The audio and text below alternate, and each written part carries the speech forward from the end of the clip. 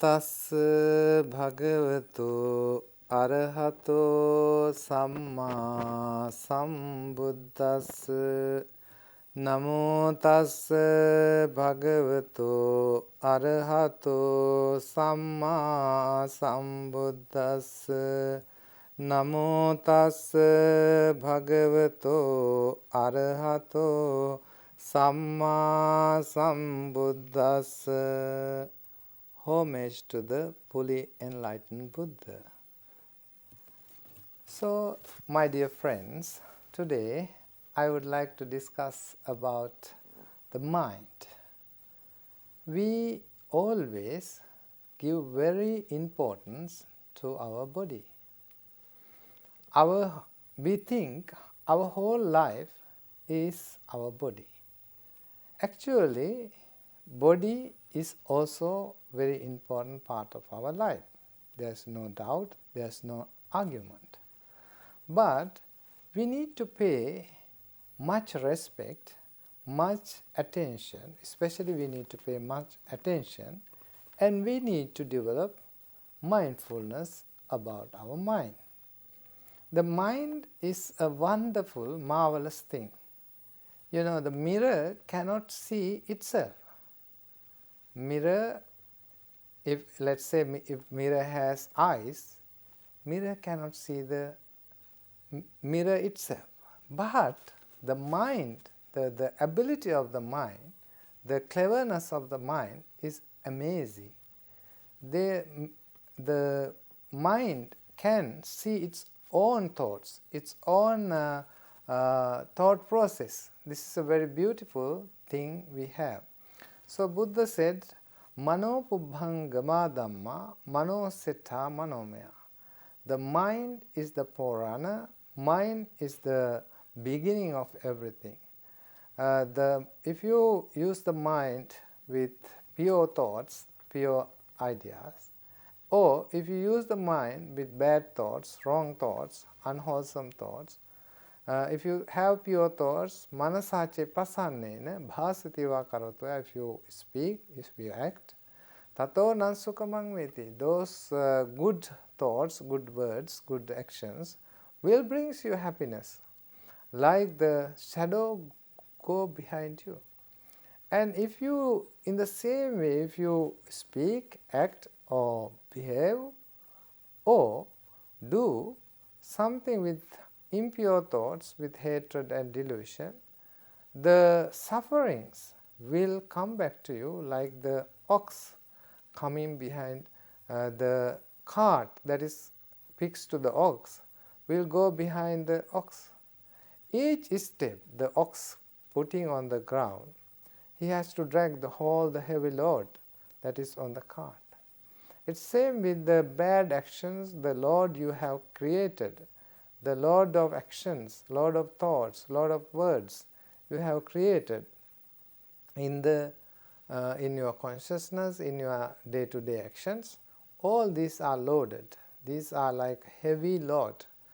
There's one saying in Buddhist scriptures, the Arahant, the enlightened one, is called the Ohitabhara. Ohitabhara means person who has left aside all the pains, all the heaviness, all the burden, all the heavy loads you are carrying. So, we need to practice to set aside all our heaviness. How we can get rid of all this heaviness is through our own effort. Right? Effort has a very important role to play in our taming the mind.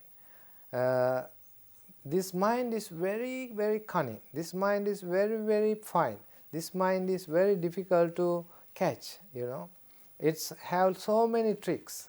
We are always cheated by the mind tricks. We don't know that we are caught in the mind tricks. So that's why we need to develop a keen attention, a pure attention, very good attention to what is going on in our mind.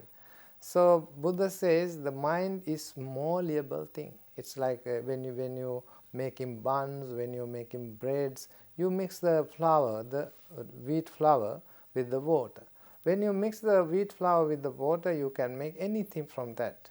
It's so easily malleable, it's easily flexible, and any objects, any play item you can make from that flour mix thing. So similarly, our mind can take any shape. It's like water. If you put into a good container, it becomes pure water. If you put into a bad container with dust and a lot of leaves and all other things, it becomes a spoiled, undrinkable water. So how we can understand our mind, how we can develop our mind? The mind has two aspects. One is a positive aspect and the negative aspect.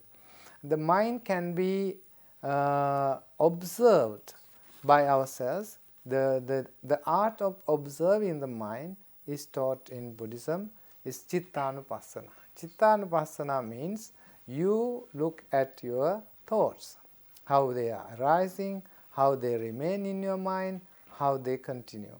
Therefore, friends, the mind is running on energy, The energies are always in our body, but in order to run the mind, we need some food.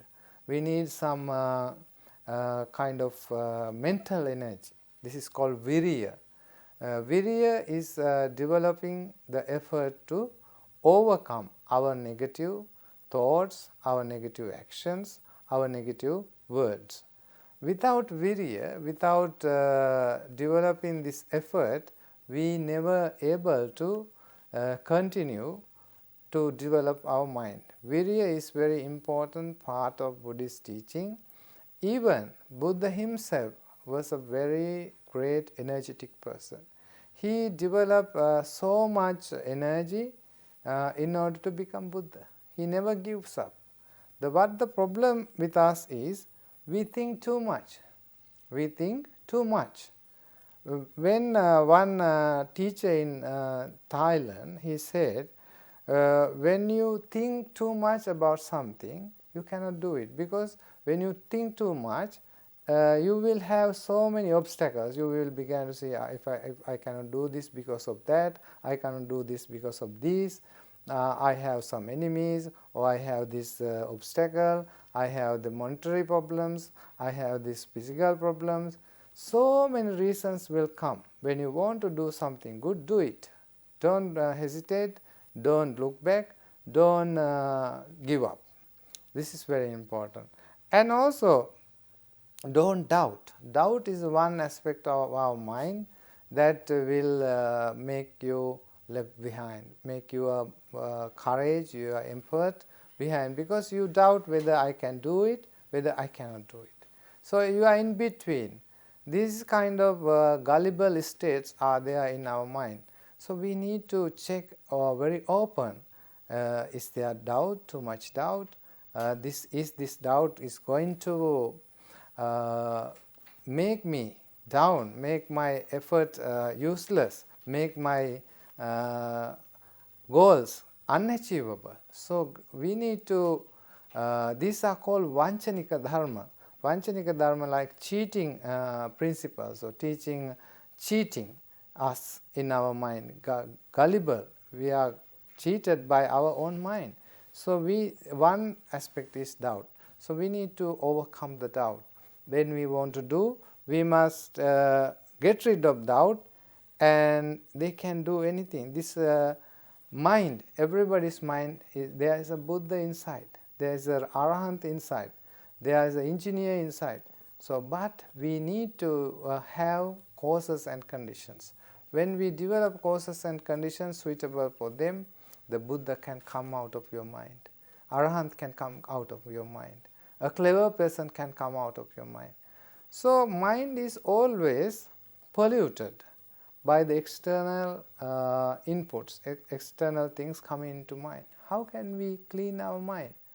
In order to clean our mind, we cannot use detergent, we cannot use soap, we cannot use any other kind of cleaning agents. So we need to scan our own mind. So we need to look at our own mind. In that way we can clean our mind, no other way. So in order to clean our mind, we must look what is going on in the mind. Is it a hatred that is going in our mind? So is that any other kind of drowsiness, laziness, lethargy, or any other kind of things arising in our mind? We must be aware from moment to moment. This moment-to-moment awareness is called self-examination with mindfulness. This self-examination is very important part of mind training. Nowadays we are distracted so many ways. You know, young boys and girls, they are distracted by the mobile apps, mobile phones and gaming ports and so many other equipments. We are distracted. The Facebook, snapshots and so many Twitter, many other things. One recently I got to know one student, their parents were very good parents. They wanted to their child to study. The child insisted that without a mobile phone she cannot study, so the parents gave her mobile. And finally what happened, she was closing her door and pretend to be studying, but actually playing with the phone.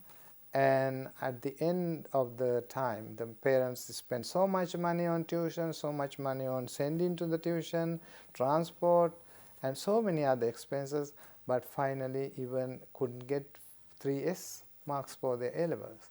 So nowadays it's a great danger that we are addicted to all these kind of habits. So addiction is one part of this mind. You know, when we get some happy feeling, pleasant feeling, we are easily trapped into those feelings. We become slaves of feelings. Then we cannot do any other things. Our only one and only thing we want to do is to go and involve in such kind of addictions. So friends, we need to look at our mind, whether are we going towards any addiction. These addictions are dangerous. Addictions are very bad, because some good addictions are really good, but most of the time we don't have any good addictions. That is the human nature, that is the nature of our mind.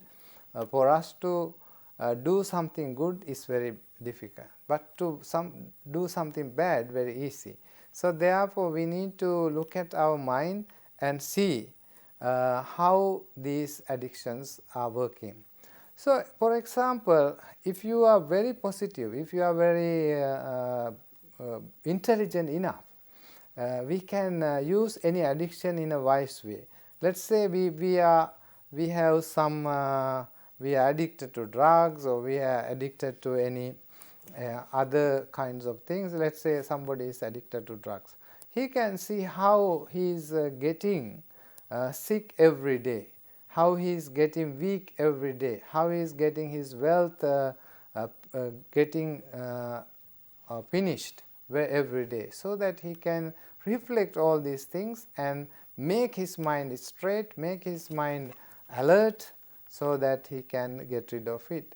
So everything in our life is a teacher. We can use as a teacher. If you are sick, you can learn from sickness. If you are depressed, you can learn from your depression. So in that way, if you look in a positive way, you can learn from any experience you are happy. If you are happy, you can learn from happiness. That everything is in a state of flux. Nothing will remain forever. So we can look at these changing conditions and changing situations, and based on those changing situations and conditions, we can move forward, learn from them. And that is how the person who is improving.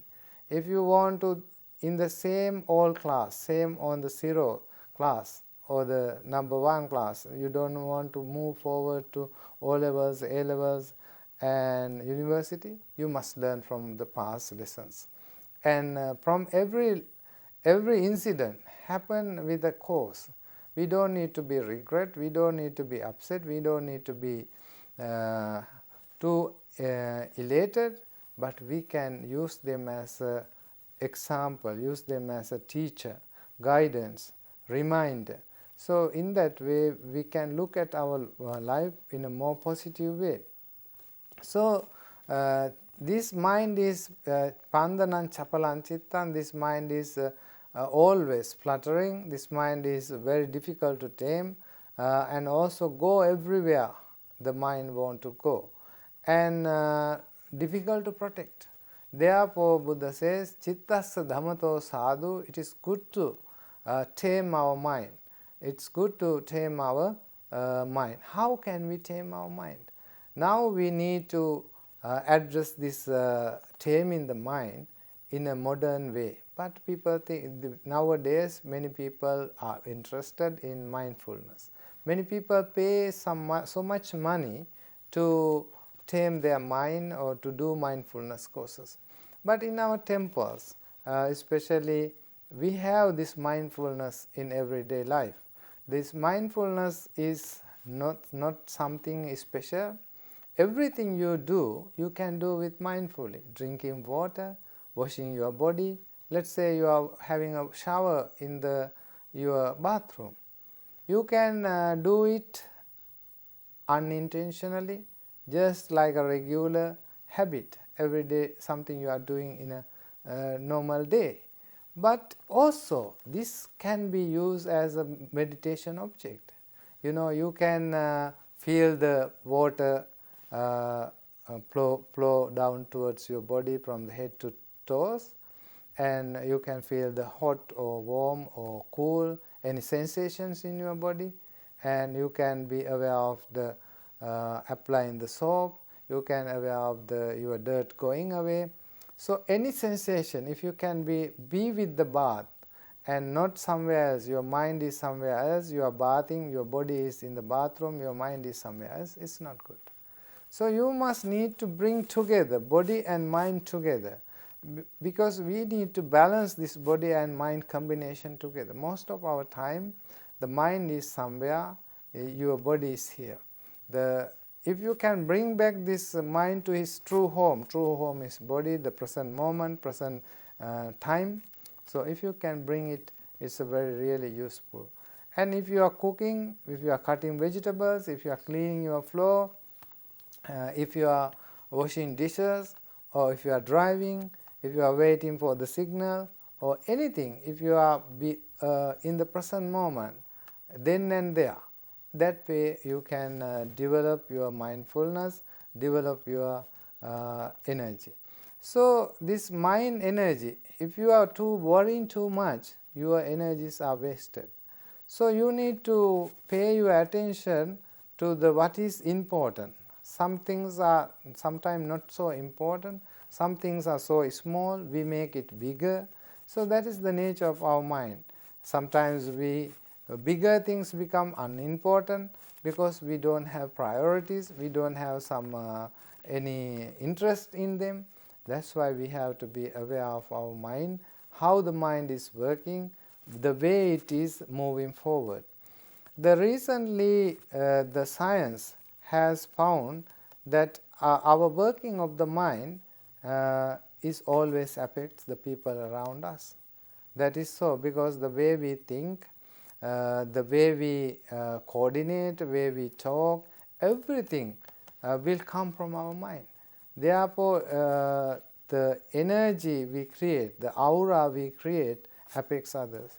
That is why very important for us to, if we have more positive energy, we can also help others with this our positive energy, because that will also affect our environment. Even our trees and other things will affect from our way we thought. So that's why Buddha said the king, if the king is unrighteous, that will affect the country. If the ministers are unrighteous, that will affect the country.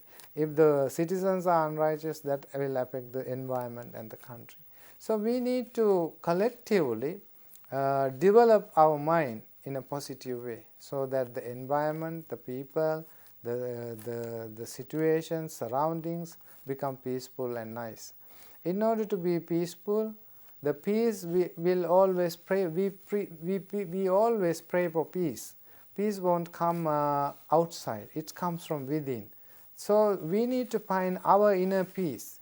In order to find inner peace, we need to develop our inner peace. It doesn't come automatically. Merely because you pray, it won't come. So we need to develop inner peace. How we achieve inner peace? Through development of mindfulness, through development of loving kindness. So that's why it's very important to have a few minutes of reflection in our early in the morning, just first thing in the when you get up, not the bed tea, not the water. Just close your eyes and just be aware how you are lying down or how you are sitting down. Just come back to the present moment. Just reflect. If you have, before you sleep also, it's good to have a reflection whether you have done something wrong, and forgive them and forget them, and start new day with new energy. Like meditation is like a recharging. When you are using your energy, as I said before, the mind is energy.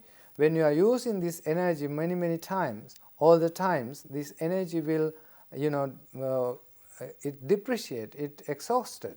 When energy is exhausted, we need to recharge.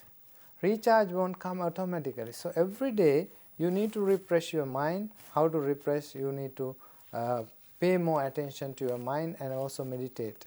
So the best time is to meditate is the early morning, because you have had a good sleep, then you are more relaxed, and before you get many responsibilities and many stress, it's good to have a few minutes of meditation. When you have a few minutes of meditation, your mind becomes more calm, more relaxed, then you can start the day very fresh.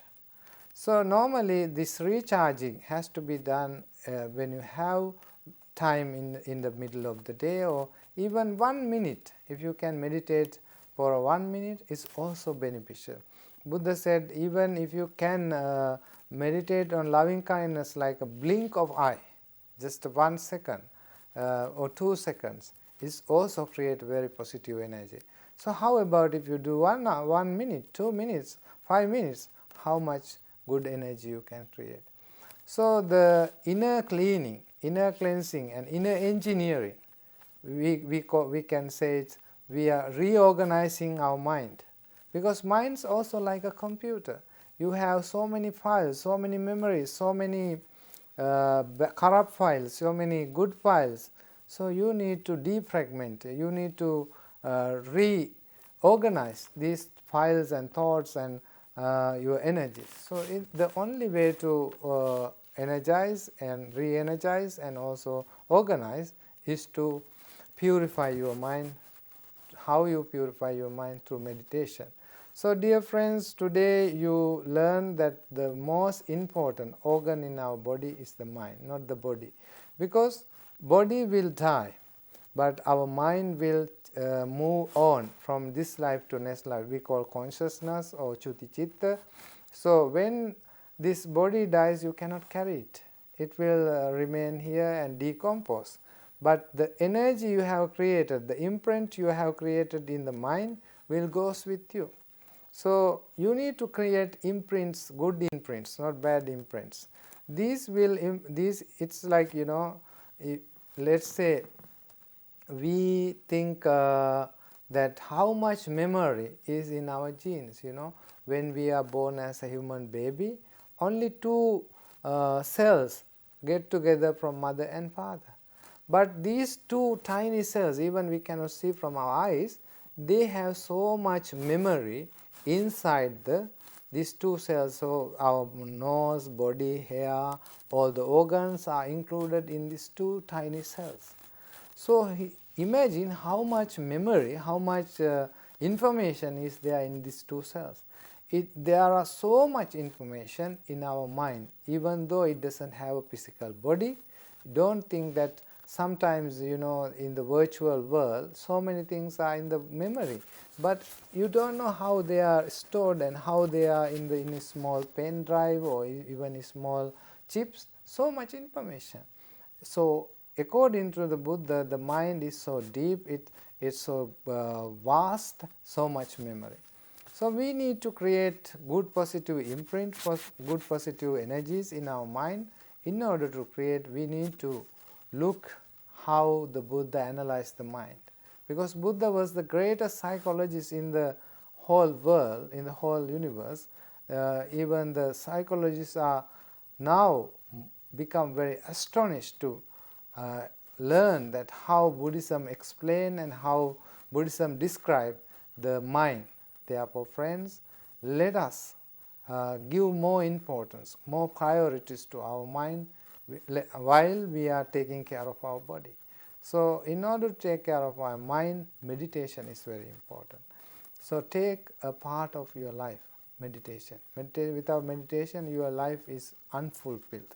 You think only the good food, good clothes, good houses will make you happy. But if you give good food to your mind, you will even become more happier, more peaceful. So at the end of the day, Buddha says, Santutti Paramandana. Happiness is the highest wealth. So in order to gain happiness, where you experience happiness? You experience happiness in your mind. So if you train the right way, your happiness lasts longer. The suffering, you can bear it with a good understanding. So with that thoughts in your mind, may the Buddha, Dhamma, Sangha guide you, and let us protect our mind like the very strong guard who is protecting a very valuable treasure. So thank you so much. May you attain Nibbana with these merits.